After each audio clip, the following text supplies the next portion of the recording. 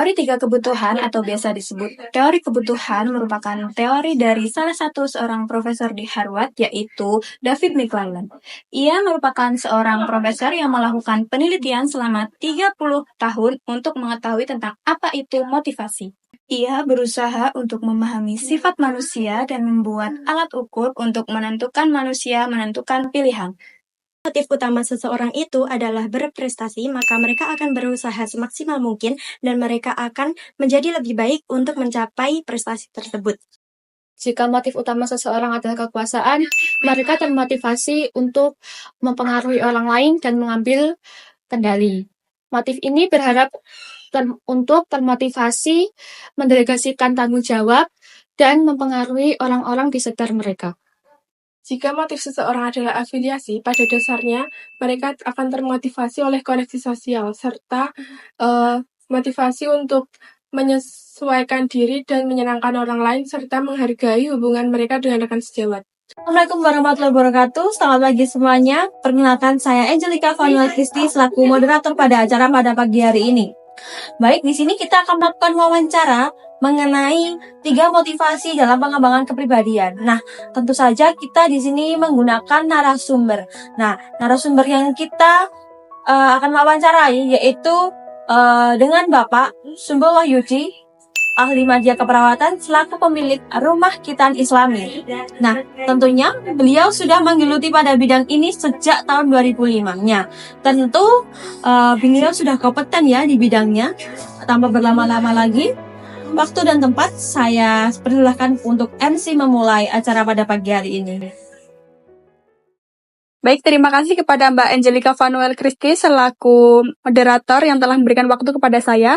Di sini saya sudah bersama dengan narasumber kita, yaitu Bapak Sumbul Wahyudi. Bagaimana kabarnya Bapak? Sehat, Mbak. Baik, sebelumnya menginjak ke pertanyaan inti, di sini saya akan sedikit bertanya dengan Bapak tentang pemahaman Bapak mengenai dengan motif afiliasi, motif kekuasaan, serta motif prestasi. Baik, langsung saja. Sudah. Ya. Terima kasih kepada adik-adik semuanya yang hadir pada pagi hari ini di grup saya. Apa maksud pada itu ya? Iya. Maksud motif kekuasaan, motif prestasi atau motif afiliasi itu sebenarnya secara umum itulah teori atau untuk memotivasi kita bekerja dimanapun kita berada. Misalnya begini, kalau kita dalam diri masing-masing pribadi itu pasti mempunyai motivasi kuat untuk menjadi orang berpengaruh di dalam lingkungan tempat kita berada. Karena kalau orang mempunyai ingin mempunyai jiwa orang yang berpengaruh itu akan bisa mengatur, bisa mendelegasikan atau bisa mempengaruhi orang lebih luas untuk mengikuti apa yang kita maui. Mungkin itu kalau dalam bahasa adik-adik mungkin itu yang disebut dengan motif kekuasaan. Kalau dengan semakin tinggi jabatan atau semakin tinggi jabatan itu semakin luas penjenengan bisa mempengaruhi orang, bisa semakin luas Anda bisa untuk mengikuti pola-pola pikir yang ada pada instansi atau dimanapun Anda adik berada. Yang selanjutnya kepada Mbak Vina, motif prestasi itu pasti dalam diri manusia atau diri pribadi masing-masing itu mempunyai prestasi yang tiap individu itu pasti berbeda-beda Mbak Vina. Berbeda-beda, ada yang punya kemampuan lingualnya itu bahasanya itu lebih, atau mungkin kemampuan akademiknya atau kemampuan skill lain-lain itu tiap orang beda-beda lah. Kemampuan itu muncul penjenengan adik-adik bisa istilahnya menggali, mengeksploitasi menjadi dasar prestasi dalam diri masing-masing individu, karena saya yakin adik-adik satu persatu itu punya prestasi-prestasi. Mungkin yang selama ini kurang itu adik tidak mengenali prestasi atau kemampuan yang menonjol pada diri adik itu. Nah, kemampuan-kemampuan itu saatnya nanti penjenengan setelah lulus itu penjenengan eksploitasi, jenengan gali, jenengan pupuk biar subur, biar apa? Biar jadi prestasi. Nah, ketika orang berprestasi, tentunya adik juga pasti akan mendapatkan tempat untuk menjadi apa ya, yang terbaik, jadi perawat yang berbeda dari yang lain. Mungkin adik kok contohnya misalkan suka bersih-bersih, jadi perawat itu prestasinya yang membedakan Mbak Rosa dengan Mbak yang lain itu ternyata bukan hanya masalah tindakan keperawatan atau tapi bagaimana dia juga good looking, dia juga rajin, bersih, itu termasuk prestasi yang bisa penjenengan pelajari. Saya kira garis besarnya prestasi itu seperti itu. Terus yang afiliasi ini, nah inilah kemampuan, kalau bahasanya orang edek sekarang, kemampuan bernegosiasi, kemampuan melobi, kemampuan untuk bekerja sama. Jadi perawat tidak bisa berdiri sendiri. Jadi semuanya butuh bekerja sama dengan lintas jabatan dengan yang lain. Misalkan dengan dokter, dengan ahli gizi. Nah, kemampuan ini harus menggunakan namanya teknik komunikasi yang terapeutik, komunikasi yang orang lain suka dengan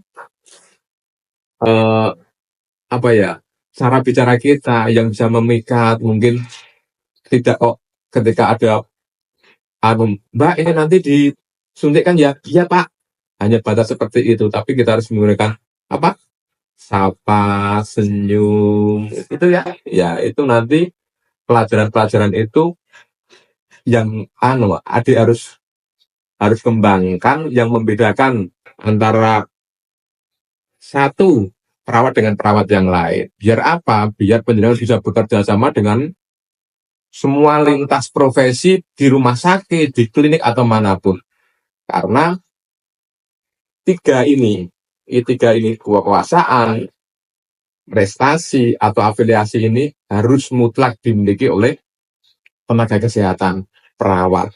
Karena apa? Karena mungkin dari motivasi yang ada di dalam masing-masing pribadi ini, nanti penjenengan akan muncul puncak perawat Vina atau yang menjadi perawat yang hebat, perawat yang menjadi role model, perawat yang syukur semuanya bisa menduduki posisi strategis yang beda dengan perawat yang lain. Baik Bapak, saya izin untuk bertanya mengenai motif afiliasi. Langsung saja ke pertanyaan yang pertama Bapak. Ya. Untuk pekerjaan Bapak sehari-hari, Bapak merasa lebih termotivasi, merasa lebih nyaman ketika bekerja secara individu atau secara tim Bapak? Ya, terima kasih Mbak. Siapa tadi? Nanda. Mbak Nanda. Kalau saya pribadi itu karena saya perawat. Jadi karena saya perawat, tentunya saya bisa bekerja sendiri, saya bisa bekerja dengan orang lain, karena kita tidak bisa dipisahkan, terus terang saja. Untuk hal-hal tertentu, misalkan merawat pasien, merawat untuk butuh kecepatan atau memerlukan kenyamanan pasien, itu tentunya saya bisa bekerja individu, karena saya bisa care dengan pasien. Ketika Mbah sakit mboten, atau lebih saya kira pasien dengan kita itu bisa ada rasa pasien nyaman ketika kita mungkin kita medikasi atau kita merawat pasien itu. Jadi saya saat itu bisa bekerja dengan individu. Tapi sekali lagi kan Mbak, perawat itu tidak bisa bekerja sendiri. Ketika kita harus berkolaborasi dengan profesi yang lain, kita juga harus bisa menempatkan bahwa kita adalah atau yang didelegasikan dari dokter, ya kita harus bekerja sama. Jadi sendiri atau berkolaborasi dengan terafiliasi dengan profesi yang lain tergantung situasi kondisi, Mbak. Jadi pinter-pinter saja kita menempatkan diri kita. Ada saatnya kita untuk bekerja mandiri, ada saatnya kita juga untuk berkolaborasi atau bekerja sama dengan profesi-profesi yang lain. Gitu, Mbak. Bisa Pak, untuk pertanyaan yang kedua, apa saja sih langkah-langkah yang biasanya Bapak lakukan untuk menjaga hubungan yang baik, yang positif dengan rekan kerja, terutama di lingkungan kerja Bapak? Ya, di rumah sakit setelah nanti adik-adik nanti pasti suatu ketika akan bekerja di rumah sakit. Yang penting itu prinsip dasar utamanya tentunya kita adalah kejujuran, yang tentunya kita adalah rajin. Tentunya kita harus pandai bergaul sama teman-teman yang mungkin satu ruangan, seprofesi atau lintas profesi, Dek. Selama kita bisa menempatkan diri bahwa kalau kita orang baru itu pasti yang tidak ada di dalam pelajaran pasti akan mendapatkan sorotan ataupun saat kita bekerja. Kita pandai-pandai saja di situ untuk kita mohon maaf, nggih, mohon nanti bantuannya. Jadi komunikasi kita itu penting. Mohon bimbingannya ya Kak, mohon bimbingannya ya Bu, nggih Dok, seperti itu. Saya kira dimanapun kita berada, kalau kita menggunakan hati untuk bekerja, menggunakan rasa untuk bekerja, saya kira kita bisa diterima dimanapun kita berada, kecuali kita anak baru atau di lingkungan manapun kok rasa kita itu rodok sombong, rasa kita itu rodok istilahnya sulit untuk bicara, pasti kita juga akan akan di dalam tanda kutip deh.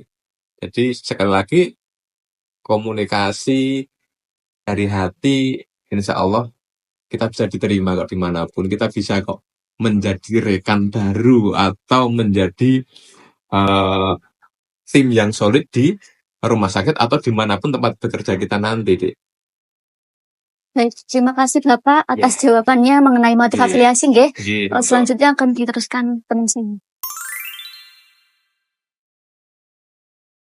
Baik Bapak, perkenalkan saya Abel. Di sini saya akan memberikan pertanyaan tentang motif kekuasaan. Untuk pertanyaan pertama, bagaimana Bapak mendorong orang lain untuk mencapai tujuan bersama? Nanti pastikan dalam bekerja atau dimanapun adik berada, itu untuk mendorong orang lain ikut bekerja itu memang memerlukan istilahnya memerlukan teknik, ataupun nanti kan kita semua ini menjadi pemimpin paling tidak untuk dirinya sendiri. Ketika kita menjadi pemimpin untuk dirinya sendiri, ya tahu, dan nanti kita bekerja juga pasti punya teman, mungkin ada teman-teman kita juga nanti yang ada di bawah atau di bawah jabatan kita mungkin. Nah, ketika kita pengen mempengaruhi orang lain, itu nomor satu pasti kuncinya kita sendiri, Dek. Kalau kita menjadi role model, contoh yang baik kita pernah melakukan, pasti tidak kesulitan. Contohnya misalkan adik pengen mempengaruhi atau membuat orang lain mau melakukan pekerjaan sesuatu, itu kalau kita tahu dulu ilmunya dan tahu cara nanti mendelegasikan perintah yang adik akan lakukan, itu apalagi adik nanti jabatan yang tinggi, itu setidaknya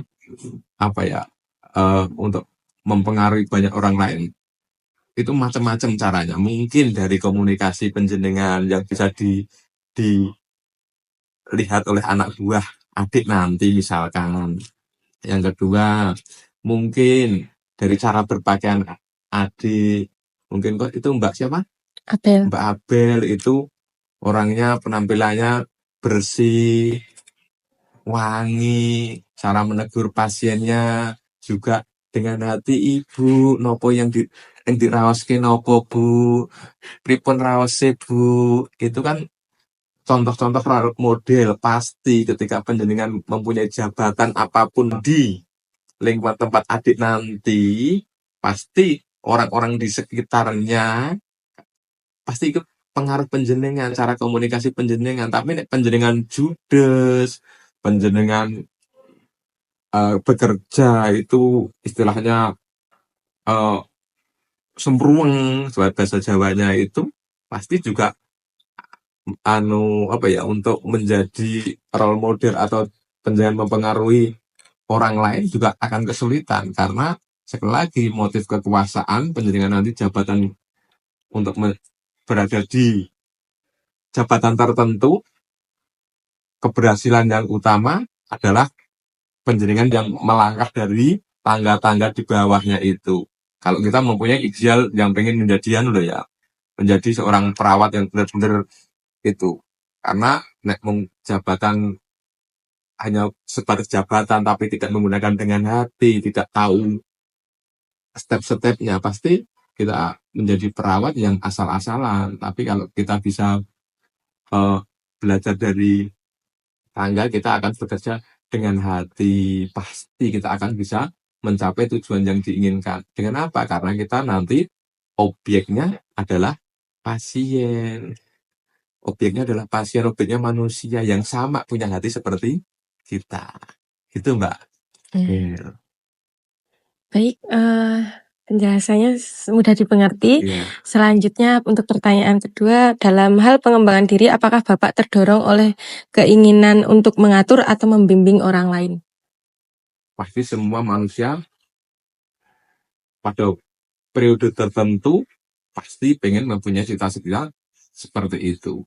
Artinya kalau kita bisa mempunyai jabatan atau kita mempunyai usaha atau kita mempunyai apapun itu bentuknya, kalau kita bisa bermanfaat bagi banyak orang, niatnya bermanfaat bagi banyak orang, pasti kita akan mempunyai juga istilahnya teman-teman atau rekan-rekan yang berada di bawah kita untuk mengikuti apa yang kita lakukan. Jadi pengen mempengaruhi apa tadi sebenarnya? Mempengaruhi atau mengatur orang lain. Mengatur orang lain itu dalam konteks kekuasaan, itu pasti kita punyai jiwa seperti itu, mempunyai keinginan seperti itu. Kalau kita pengen niatnya tadi motif kekuasaan, jabatan, pasti kita juga mempunyai niat untuk mengatur. Bukan masalah mengatur artinya harus menurut kita, tetapi bagaimana kita bisa bermanfaat bagi banyak orang yang lebih luas lagi untuk mencapai tujuan yang kita tetapkan, yang itu baik untuk adik, baik untuk jabatan atau instansi yang adik nanti akan tempati ketika bekerja atau di masyarakat atau dimanapun berada. Itu naluri manusia. Tapi bagaimana kita menuju ke sana dengan kerangka-kerangka atau dengan cara-cara yang baik, yang bukan hanya sebatas pengen mempengaruhi orang yang jelek-jelek itu enggak, tapi mempengaruhi orang untuk mencapai tujuan bersama. Kalau panjenengan punya kekuatan leadership yang hebat, saya kira kenapa tidak gitu. Baik, untuk pertanyaan motif kekuasaan sudah selesai. Terima kasih Bapak atas penjelasannya. Selamat pagi Pak. Selamat pagi, Dek. Perkenalkan saya Rosa nggih. Iya. Di sesi terakhir ini nanti kita akan membahas tentang motif prestasi. Oke. Gimana yang kita ketahui kalau prestasi itu memang mendukung untuk kesuksesan nggih Pak. Iya. Mungkin ada beberapa pertanyaan yang ingin saya sampaikan. Untuk pertanyaan yang pertama, mungkin ini Bapak kan sudah mempunyai usaha sendiri nggih Pak? Apakah benar? Ya. Betul nggih? Ya. Klinik niki? Klinik Hitan? Ya, hanya untuk melayani tetangga terdekat yang bukan. Oh iya, ini sudah beroperasi selama berapa tahun nggih Pak? Sudah 2005. 2005. Oh, 2005 tadi Mbak Vina 2005. 2005 berarti Sudah sudah 20 tahun ya. 20 tahun. Oh, nggih, berarti itu tidak luput dengan prestasi nggih, Pak. Sudah 20 tahun untuk membangun Khitan ini. Ini ada pertanyaan, sebelumnya apakah Bapak mempunyai tujuan yang ditetapkan sebelumnya untuk mendirikan rumah Khitan ini, dan mungkin bisa di-share kepada kita tujuan awalnya itu seperti apa, Pak, dan apakah tujuan-tujuan tersebut sudah tercapai atau bahkan ada yang belum tercapai? Oke. Jadi pasti kita bekerja menjadi perawat itu pasti kita angen-angen atau punya hati, itu pasti kita punya goal atau tujuan yang ingin diterapkan. Yeah. Nah, tapi kita juga tidak boleh sombong juga dengan apa yang kita tetapkan. Sebenarnya untuk bermimpi itu saya tidak berani. Untuk menetapkan tujuan itu tidak berani. Tapi kita bisa memulai ketika kita bekerja, karena kita perawat. Saya bekerja dulu itu tidak bekerja di rumah sakit yang besar. Rumah sakit pemerintah itu enggak. Terus yang mau menerima saya itu klinik kecil yang sedang berkembang. Dan pada saat itu gaji saya tidak seberapa deh. Tidak seberapa. Pada saat tahun 2005, 2006 lah, itu gaji saya per bulan 100.000. Saya di situ tidak ada motivasi apapun, karena untuk bercita-cita bekerja di rumah sakit besar sudah, karena saingan, karena apapun itu, saya diterima di rumah sakit atau di klinik kecil itu. Niat saya hanya satu, saya tidak punya niat apapun pada saat itu, karena dengan keterbatasan saya ingin mengabdikan ilmu saya, sangat beribadah di situ. Rezeki itu datangnya dari mana-mana, dari sangkan para nek wong Jawa. Itu silahkan mengabdikan ilmu panjenengan. Jadi di sini niatnya bekerja, jangan hanya bekerja dikon nyuntik, disuruh nyuntik atau itu, tapi semua kebutuhan pasien panjenengan layani, baik mulai dari kebersihan sampai kebutuhan apapun ketika di pasien itu. Bener deh, karena pada saat itu saya tidak diterima. Dari motivasi saya fokus murni pada saat itu, saya itu jam 2 itu saya sudah bangun di rumah sakit itu, kerja malam itu. Karena pada saat itu klinik saya sedang berkembang, itu saya ngepel deh. Saya ngepel beneran, silahkan nanti panjenengan cek klinik Mojosongo Solo. Saya pernah di sana itu saya ngepel. Jadi tiap jam 2 malam sehabis sholat tahajud itu saya membersihkan semuanya. Sandal saya rapikan. Karena pada saat itu malam-malam tidak ada cleaning service. Tidak ada cleaning service. Saya membersihkan mulai tempat pasien. Jangan bayangkan kalau di rumah sakit yang luas, yang bersih seperti itu. Dulu pernah musim hujan, banyak sekali bekas-bekas sandal itu saya ngepel di situ. Pada saat itu ngepel itu. Dan saya bekerja ketika pasien butuh, saya selalu hadir untuk mereka. Karena tidak mau ada yang mau menerima saya di rumah sakit besar. Tapi saya mau mengabdikan diri sampai sejauh itu. Dan lama-kelamaan, enggak tahu kalau saya pengen bercita-cita apa, enggak tahu.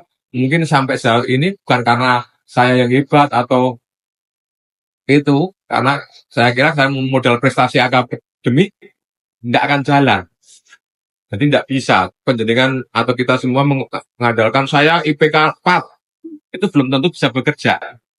Tapi kebetulan dengan niat hati, kebetulan juga Allah sedang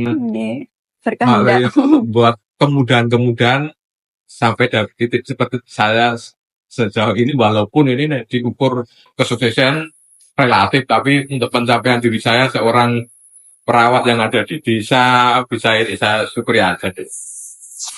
Gitu. Berarti mungkin dari tujuan-tujuan tersebut sudah tercapai ya Pak dari Bapak sendiri?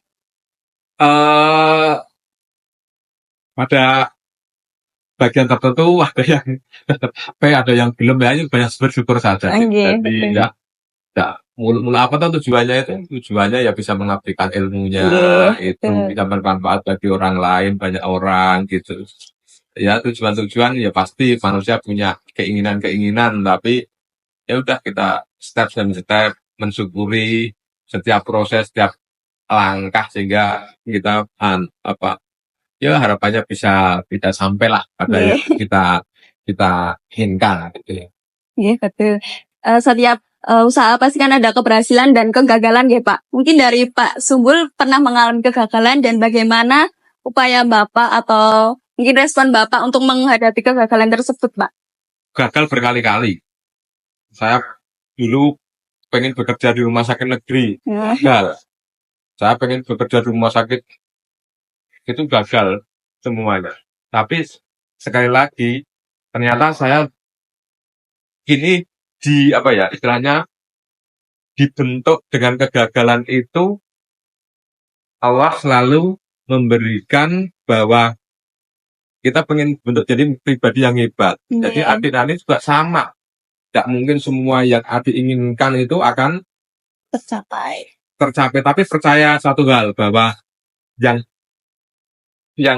menjadi yang kita lalui atau yang kita takdirkan, itu Allah ngasih yang terbaik. Jadi misalkan saya pada waktu itu gagal, saya tidak bisa masuk pegawai negeri, saya tidak masuk itu, saya harus bekerja lebih daripada mereka. Saya ketika ada pasien di rumah tetangga sakit, saya datangi walaupun tidak dibayar. Kalau tetangga yang sakit, saya mengantarkan, tidak dibayar. Ikut mengantarkan, ikut kebutuhannya apa yang dibawa, tikar dan lain sebagainya, saya hadir di situ.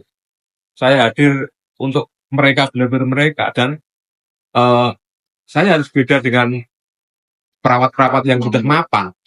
Jadi karena terbentuk dari kesulitan-kesulitan, jadinya kegagalan, bukan kegagalan, tapi jadi pelajaran yang berharga, bahwa tidak ada kegagalan sebenarnya. Tapi gimana pun kita mungkin saat itu tertunda, kita harus bekerja mencari cara-cara yang lain untuk bisa eksis atau yang kita harapkan lah. Oke. Cukup itu aja ya Pak yang Gitu, bisa Bro. saya tanyakan. Mungkin sebelumnya Bapak bisa memberikan tips and trick atau kata-kata untuk kita semua sebagai motivasi. Oh ya, terima kasih kepada adik semuanya. Untuk secara umum saya simpulkan atau secara untuk menjadi sharing bersama, bahwa harapan seorang perawat itu tentunya bekerja di rumah sakit yang besar, di rumah sakit yang yang hebat di kota masing-masing. Tetapi ternyata tidak semua orang mempunyai keberuntungan seperti itu. Dan saya yakin, sekali lagi di depan saya sudah matur, bahwa kita itu punya kelebihan-kelebihan yang ada di dalam pribadi sendiri, di diri kita sendiri. Jadi sudah saatnya, kalau penjenengan ini kan peralihan dari remaja ke dewasa, sudah saatnya mengeksploitasi. Jadi kemampuanmu dulu, Mbak Vina itu tidak berani ngomong sama siapa-siapa, tapi karena terbentuk saya harus tampil, saya harus menjadi sumber dari informasi, harus berani tampil di lingkungan adik-adik. Nah, ketika penjenengan punya prestasi atau punya kemampuan-kemampuan yang berbeda-beda tadi, pasti tujuan penjenengan untuk bisa bekerja, mengabdikan masyarakat dimanapun Anda bekerja. Saya kira Allah tidak akan mau meninggalkan orang-orang yang bekerja dari hati, mengabdikan ilmunya, pasti akan diberi kemudahan, diberi keberkahan, dari manapun datangnya yang tidak bisa kita sangka. Oke, terima kasih nggih Pak Sumbul atas kami pamit. motivasinya di sesi ini. Baik, izinkan saya akan membacakan notulensi pada pagi hari ini dari hasil wawancara mengenai motif afiliasi, kekuasaan, dan prestasi yang dilakukan pada tanggal 3 Mei 2025 dengan narasumber Bapak Sumbul Wahyudi selaku pemilik Rumah Khitan Islami. Nah, untuk kesimpulan pada pagi hari ini yang bisa kita ambil yaitu beliau menunjukkan kepedulian yang tinggi terhadap individu, namun sebagai perawat penting untuk diingat bahwa pekerjaan ini tidak bisa dilakukan secara individu, melainkan kita membutuhkan kolaborasi dengan tim yang lain untuk menghasilkan pelayanan yang lebih optimal. Terus, prinsip dasar utama untuk menjaga hubungan yang positif, beliau mengajarkan untuk kita selalu berperilaku untuk kejujuran, rajin, pandai bergaul dengan teman sejawat, agar kita mendapat nilai positif dari orang lain dengan komunikasi yang baik dari hati ke hati. Selanjutnya, untuk mempengaruhi orang lain, kita bisa memulai komunikasi dan cara berpenampilan kita yang baik. Terus kita mempunyai niat hati untuk memulai bekerja dengan sungguh-sungguh serta mengabdi ke banyak orang, terutama orang terdekat. Baik, itu saja kesimpulan yang bisa kita ambil untuk memotivasi banyak orang untuk menjadikan role model yang baik. Terima kasih. Selamat pagi. Terima kasih kepada Mbak Umi yang sudah menjelaskan dan memaparkan untuk kesimpulan kali ini. Saya selaku MC pamit undur diri. Terima kasih. Apabila ada kekurangan saya mohon maaf. Saya kembalikan ke moderator. Baik, terima kasih Mbak Vina. Waktu yang dikembalikan pada saya. Baik, di sini saya selaku moderator. Di sini saya berterima kasih atas kerjasama dari rekan-rekan semuanya dan narasumber yang sudah meluangkan waktunya dalam melakukan wawancara pada pagi hari ini. Untuk acara wawancara mengenai motivasi pengembangan kepribadian, saya cukupkan sampai di sini. Semoga kita dapat memetik suatu pelajaran pada wawancara dari narasumber kita pada pagi hari ini untuk bekal kehidupan kita di masa depan. Mungkin saya cukupkan sampai di sini. Sekian dari saya. Terima kasih.